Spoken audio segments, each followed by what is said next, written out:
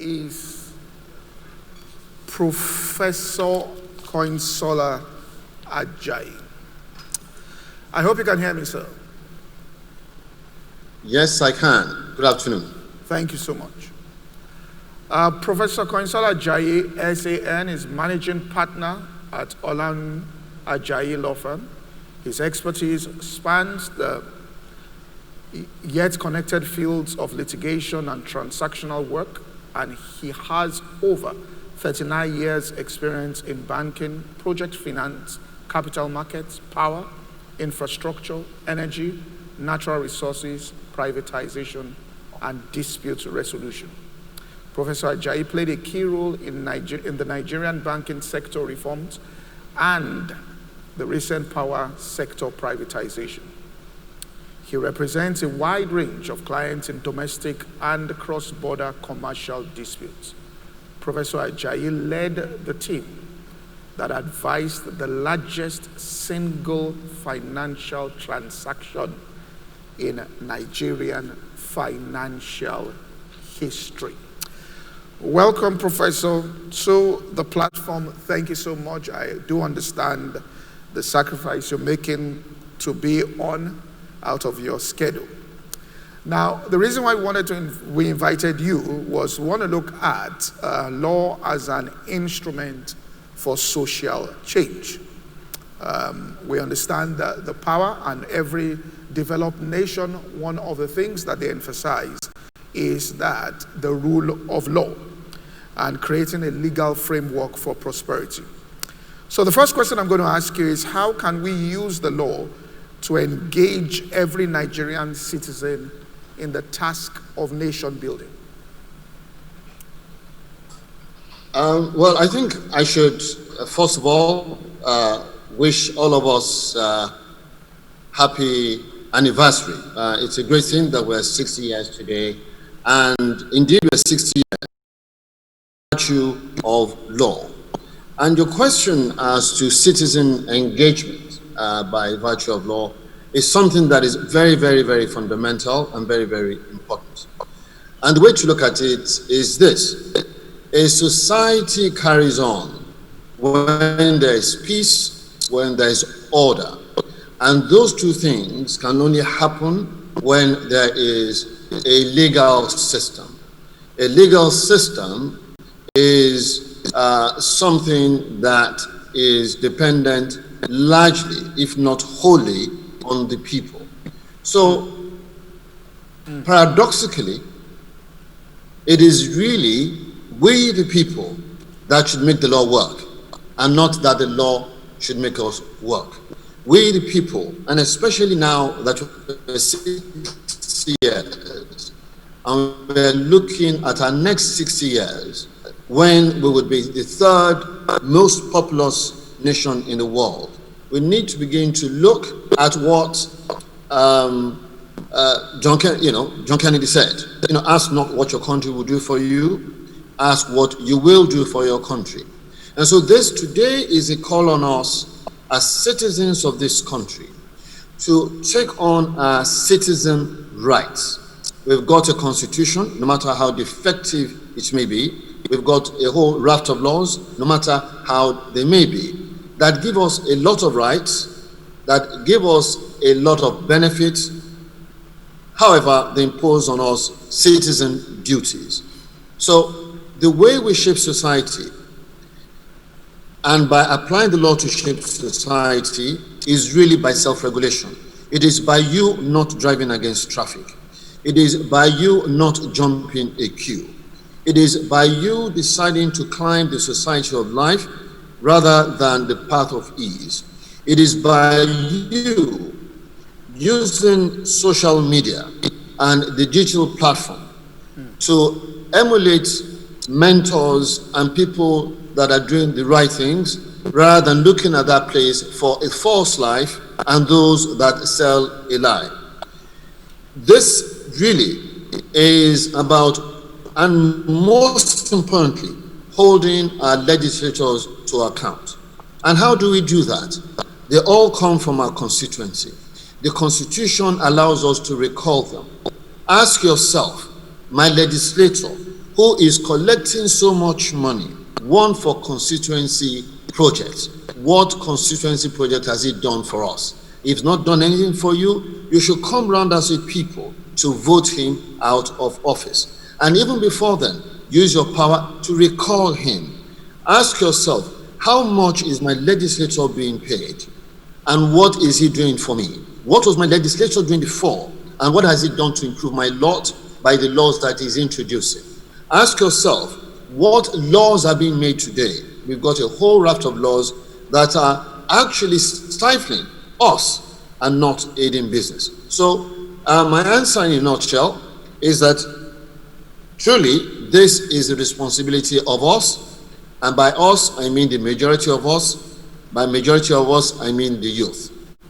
The future belongs to us, the next 60 years belongs to us, and it's our responsibility to use this law to make sure that in year 60 from today, Nigeria is one of the largest economies in the world, one of the best livable places in the world, and not just one of the most populous countries in the world. Thank you. All right, sir. I'm going to ask you a very thought-provoking question that people engage in. Now, some people have argued that defining Nigerian citizenship through the paradigm of indigenship rather than residence, which means being an indigene rather than where you reside, has kept the people tribalistic and divided. First, do you agree? How can the law drive that change of detribalizing people?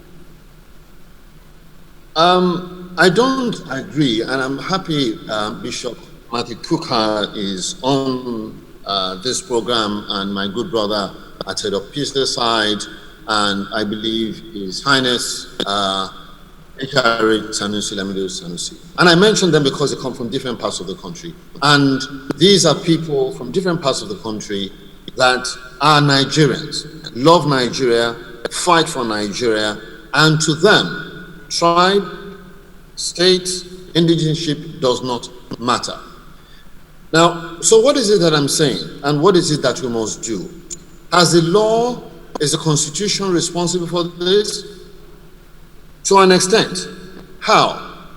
When Murtala Muhammad was head of state, we came out of a war, and he, with his colleague Obasanjo, came up with the principle of federal character. It was something that was absolutely laudable. We had just fought a war, we were divided, and they came up with this, we cannot afford not to make sure that we bring all ourselves back together to make sure that we're truly brothers. And now, when Obasanjo was handing us a democracy in 1979, he wrote us a constitution, because don't forget, the Constituent Assembly drafted something, and it went to the Supreme Military Council, and they amended it the way they deemed fit. And they put things like the federal character in the Constitution. And what has that done for us today? It has bastardized our diversity, which should be a source of strength and which should be the means of our unity. It is like the body, and as I said, Bishop Kuka is here. It would tell you that our body is made up of many parts, and it is those many parts that make up the whole. And therefore, not one part is unimportant.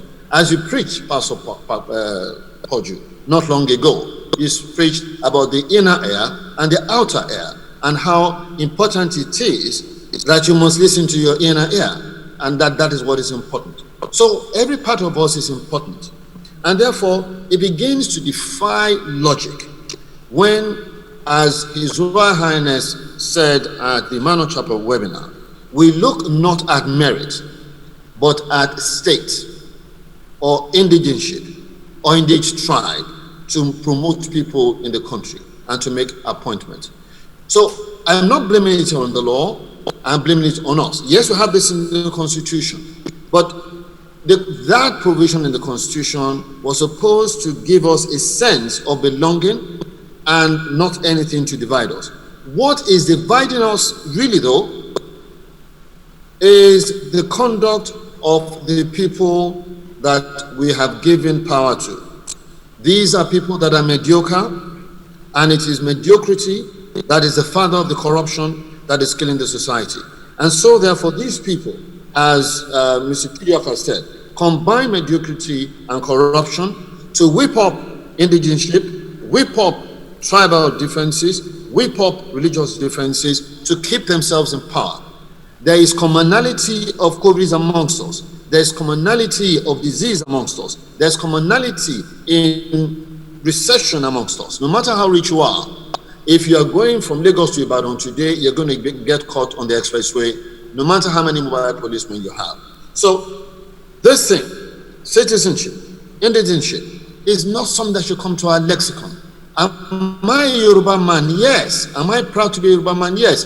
Atedo Peter said, I'm sure when you're going to see him, he's going to have his bowler hat and his Ijo attire. He's proud to be an Ijo man, but he's married to a Yoruba woman and he is a Nigerian, first and foremost. But yes, we have a source, and our source must be important to us. But that should not be what is defining. However, we will continue to move to our primordial tendencies as long as the state continues to deprive us of the things that it should give us. And so we would say, Yoruba man must be president, Niger man must be president, because we think that once my tribesman is the president, then I will get things. And unfortunately, especially today in this government is giving you the impression that where you come from is more important than what you can do. Thank you. All right, sir. Final question I'm going to ask you has to do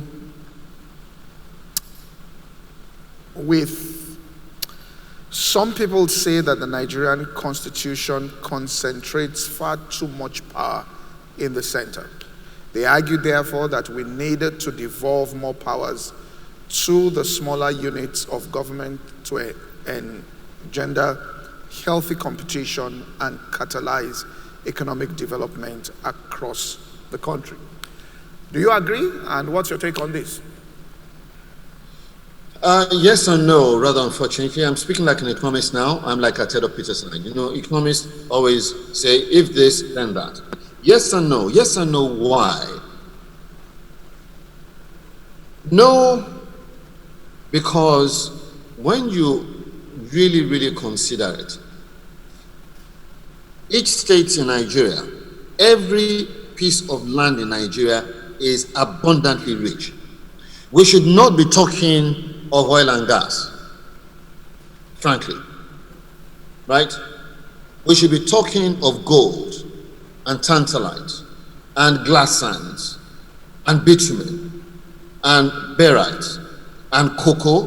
Look, in the whole world, Nigeria, Cameroon, Ivory Coast, Ghana are responsible for 75% of the cocoa production in the world. 75%. The best part of that was Nigeria, no longer is.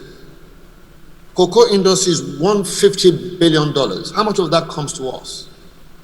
So when you begin to ask yourself, if the governors in these states are actually up to the task of governing, they don't need to go cap in hand to Abuja, which is what we do today.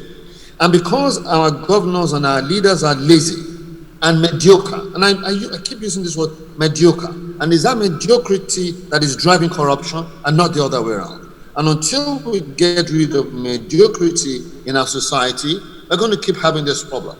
Again, I'm going to quote the last time of Khan.